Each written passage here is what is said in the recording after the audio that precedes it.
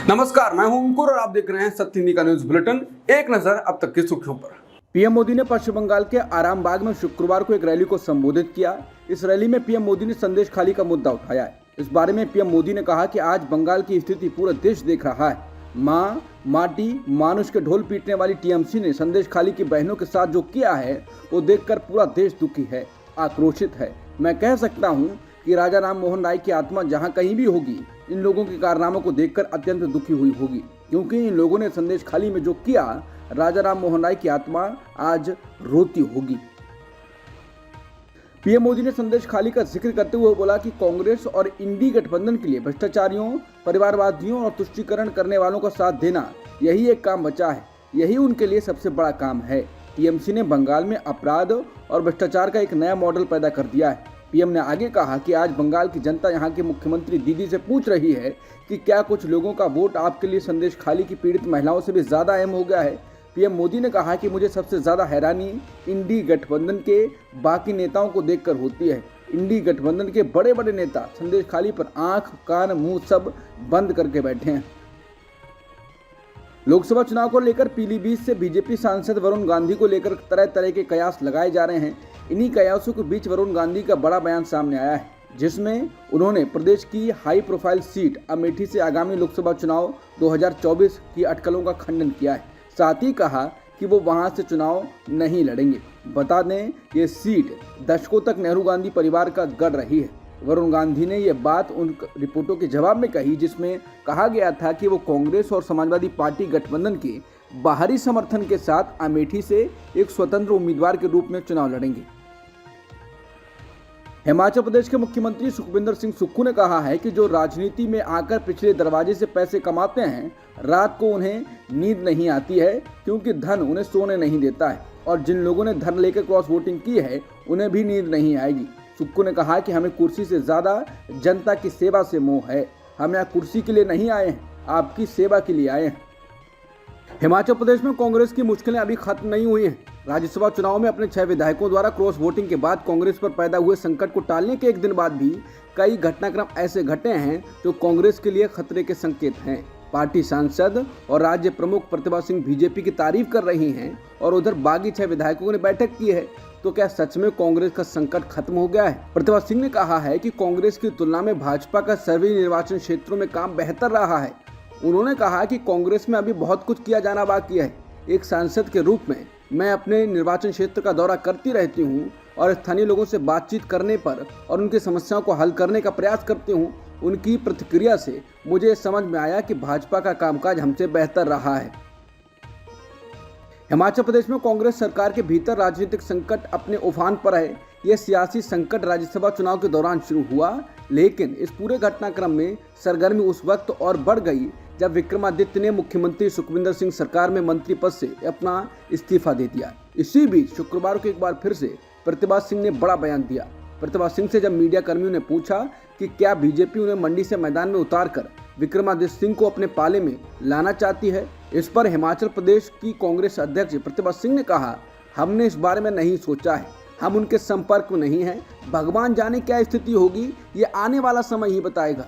यह आलाकमान को तय करना है कि कांग्रेस पार्टी किसे मैदान में उतारना चाहती है और टिकट देना चाहती है। इस पर विचार विमर्श किया जाएगा। हम उनके आदेश के अनुसार आगे बढ़ेंगे।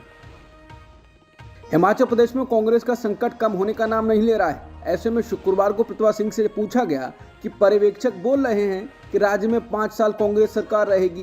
प्रतिभा सिंह इस पर जवाब देती हैं, पर्यवेक्षकों के बोलने से क्या होता है? पर्यवेक्षक तो चाहते हैं कि ऐसा हो। अब लोग क्या चाहते हैं ये बोलना अभी कठिन है। बीजेपी में जाने के सवाल पर प्रतिभा सिंह कहती हैं, हमारा तो सारा जीवन कांग्रेस में ही बीता, हम तो कांग्रेस से ही जुड़े रहे, हमारे परिवार ने कांग्रेस से शुरुआत की। कल की स्थिति में क्या होता है मैं उस पर कुछ नहीं कह सकती। हिमाचल प्रदेश में कांग्रेस की वरिष्ठ नेता प्रतिभा सिंह ने शुक्रवार सुबह बीजेपी की तारीफ की। इस बारे में हिमाचल प्रदेश में बतौर पर्यवेक्षक भेजे गए भूपेंद्र हुड्डा से सवाल पूछा गया। भूपेंद्र हुड्डा ने कहा, प्रतिभा सिंह हमारी वरिष्ठ नेता हैं, पार्टी के अध्यक्ष हैं, उनसे पूछिए जो उन्होंने कहा है, अपनी अपनी बात है। मुझे आपका कुछ अच्छा लगे तो क्या मैं उसे पहन लूंगा? वो बोले, छोटे छोटे मतभेद होते हैं, मजबूती के साथ इकट्ठे चुनाव लड़ेंगे। बिहार के भभुआ से आरजेडी के विधायक भरत बिंद बीजेपी में शामिल हो गए हैं। समाचार एजेंसी एएनआई से बातचीत में उन्होंने कहा, मेरी इच्छा थी इसलिए हम आए हैं। जब उनसे रिपोर्टर ने ये सवाल किया कि क्या उनको लगता है कि तेजस्वी यादव आरजेडी को ठीक से नहीं चला पा रहे हैं, तो उन्होंने कहा सब लोग ठीक से चला रहे हैं। वहीं ये पूछे जाने पर कि ऐसा क्या अच्छा लगा बीजेपी में जो उन्होंने पार्टी बदल दी, तो उनका कहना था कि उन्हें नीतियां अच्छी लगी, इसमें विश्वास रखते हैं इसलिए आ गए। बता दें, नीतीश कुमार के महागठबंधन से निकलकर एनडीए में शामिल होने के बाद से आरजेडी की 5 और कांग्रेस के 2 विधायक बीजेपी में शामिल हो चुके हैं। प्रधानमंत्री मोदी ने शुक्रवार को झारखंड के धनबाद में चुनावी बिगुल बजाते हुए कहा कि एनडीए आगामी लोकसभा चुनाव में 400 सीटें जीतेगा, क्योंकि देश मोदी की गारंटी पर भरोसा कर रहा है। उन्होंने विपक्षी इंडिया गुट पर जल जीवन मिशन और आवास योजनाओं के लागू होने में बाधाएं पैदा करने का भी आरोप लगाया। News broadcasting and digital standard authority यानी एनबीडीएसए ने 3 टीवी चैनलों पर नफरत से भरे शो दिखाने के लिए कार्रवाई की है। इसमें चर्चित न्यूज एंकर अमीश देवगन, अमन चोपड़ा और सुधीर चौधरी के शो भी शामिल हैं। इन पर श्रद्धा वालकर मर्डर केस पर दिखाए गए शो के लिए कार्रवाई की गई है। एनबीडीएसए ने इस मामले में समाचार चैनल आज तक को चेतावनी जारी की है। टाइम्स ऑफ भारत पर 1 लाख रुपए और न्यूज 18 इंडिया पर 50,000 रुपए का जुर्माना लगाया है। इसके साथ ही तीनों चैनलों को आपत्तिजनक कार्यक्रमों के ऑनलाइन अपलोड को 7 दिनों के भीतर हटाने का निर्देश दिया है। एनबीडीएसए के अध्यक्ष और सुप्रीम कोर्ट के पूर्व जस्टिस AK सीकरी ने कहा कि हर अंतरधार्मिक विवाह को लव जिहाद कहना गलत है। उन्होंने समाज में नफरत फैलाने और सांप्रदायिक सौहार्द खत्म करने वाले टीवी शो चलाने के लिए इन तीनों टीवी चैनलों पर कार्रवाई के आदेश दिए हैं। एनबीडीएसए के द्वारा 3 टीवी चैनलों पर नफरत से भरे शो दिखाने के लिए कार्रवाई की गई। इसको लेकर यूथ कांग्रेस ने ट्वीट कर कहा है कि गोदी एंकरों पर बड़ा एक्शन। नफरती शो के लिए 3 टीवी चैनलों पर हुई कार्रवाई। न्यूज ब्रॉडकास्टिंग अथॉरिटी ने विवादित वीडियो हटाने के निर्देश दिए हैं और जुर्माना भी लगाया है। सत्ता की सह पर देश में नफरत का जहर घोलने वाली गोदी मीडिया एक बार फिर एक्सपोज हुई है।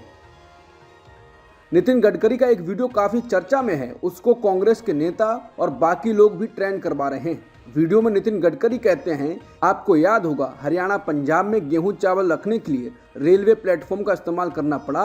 हमारे पास स्टोरेज कैपेसिटी नहीं है। इसके साथ ही वो कहते हैं कि 20 साल पहले चावल का भाव क्या था और आज क्या है। ज़्यादा बढ़ोतरी नहीं हुई है और इसके कारण खेती इकोनॉमिकली नॉन वायबल हुई है। वीडियो में वो कहते हैं, ये गाँव से लोगों का माइग्रेशन क्यों हुआ। इसका कारण आज गांव, गरीब, मजदूर और किसान दुखी है। इसका कारण है कि जल, ज़मीन और जंगल, रूरल, एग्रीकल्चर और ट्राइबल, ये जो इकोनॉमी है, ये अच्छे रोड नहीं है, पीने के लिए शुद्ध पानी नहीं है, अच्छे अस्पताल नहीं हैं, अच्छे स्कूल नहीं हैं, किसान की फसल को अच्छे भाव नहीं हैं। हाँ, सस्टेनेबल डेवलपमेंट हुआ है, लेकिन जो बाकी पक्ष में हुआ उतना नहीं हुआ। यही वीडियो कांग्रेस ने ट्वीट किया है। कांग्रेस नेता सुप्रिया सुलेह ने ट्वीट किया है और लिखा है, मोदी सरकार के मंत्री नितिन गडकरी। वहीं कांग्रेस नेता श्रीनिवास भी वीडियो ट्वीट कर कहते हैं कि मुझे लगता है कि नितिन गडकरी पर अब कार्रवाई होगी। उन्हें देशद्रोही भी कहा जा सकता है। किसानों के समर्थन में खड़े होकर वो सीधे तौर पर मोदी जी का ग्राफ नीचे गिराने की साजिश रच रहे हैं। बाकी कांग्रेस नेता लिख रहे हैं कि मोदी सरकार का डंका बज रहा है और इस बार मोदी के मंत्री ही बजा रहे हैं। पीएम मोदी बनाम गडकरी की खबरें चलने को लेकर नितिन गडकरी ने ललन टॉप पर जवाब दिया। उन्होंने कहा कि मुझे दुख होता है कुछ लोग मीडिया में हम लोगों के बीच झगड़ा हो ऐसे झूठे स्टेटमेंट मार देते हैं कि मैंने ऐसे ललकारा वैसे ललकारा, लेकिन हमारे बीच ना कोई झगड़ा है, ना प्रधानमंत्री का कोई सवाल है, ना हमने कोई क्लेम किया है, ना मेरे मन में कोई सपना है कि मैं पीएम बनूं, ना कोई अपेक्षा, ना कोई योजना। मैं तो काम करते रहता हूं और करता रहूंगा। महाराष्ट्र में शरद पवार की डिनर डिप्लोमेसी से मुख्यमंत्री एकनाथ शिंदे ने दूरी बना ली है। मुख्यमंत्री शिंदे ने भी शरद पवार के डिनर में शामिल होने में असमर्थता जता दी है। हालांकि शिंदे ने भोज के लिए आमंत्रित करने पर शरद पवार का आभार प्रकट किया। उन्होंने काम में व्यस्तता का हवाला देते हुए डिनर में शामिल होने से इनकार किया। इसके अलावा देवेंद्र फडणवीस ने भी शरद पवार के निमंत्रण को अस्वीकार किया है। महाराष्ट्र में इंडिया गठबंधन ने सीट शेयरिंग पर समझौता कर लिया है। इसकी घोषणा भी 24 घंटे के अंदर हो सकती है।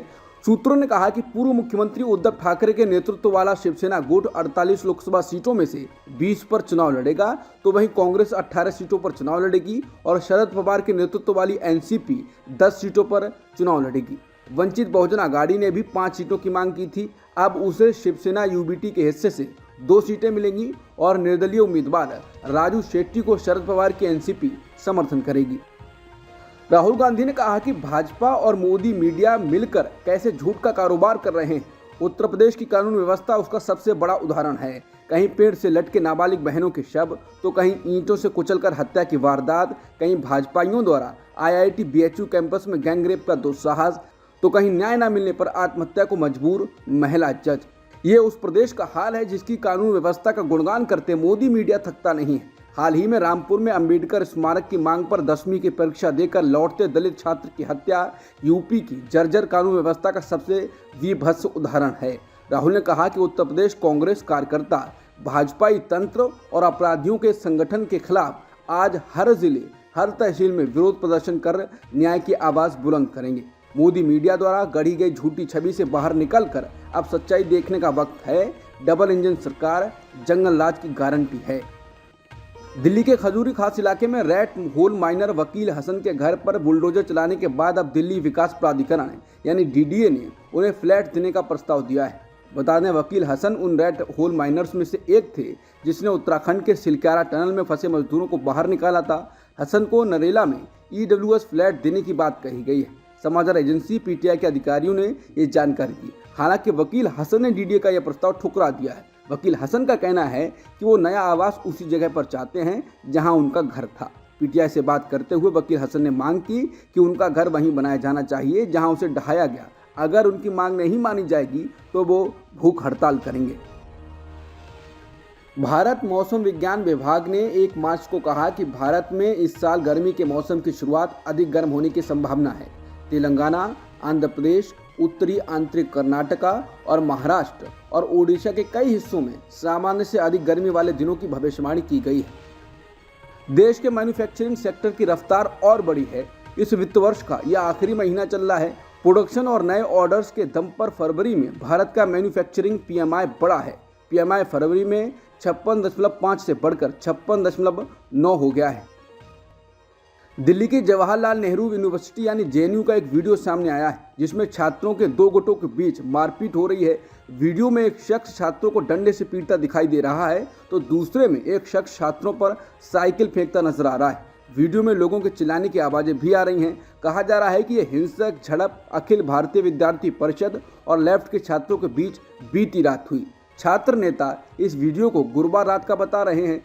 JNU के छात्रों ने बताया है कि वीडियो बीती रात स्कूल ऑफ लैंग्वेज में JNU के जनरल बॉडी इलेक्शन के दौरान हुई हिंसा का वीडियो है। अब तक की सुर्खियों में इतना ही। बाकी खबरों के लिए बने रहिए सत्यहिंदी.com के साथ।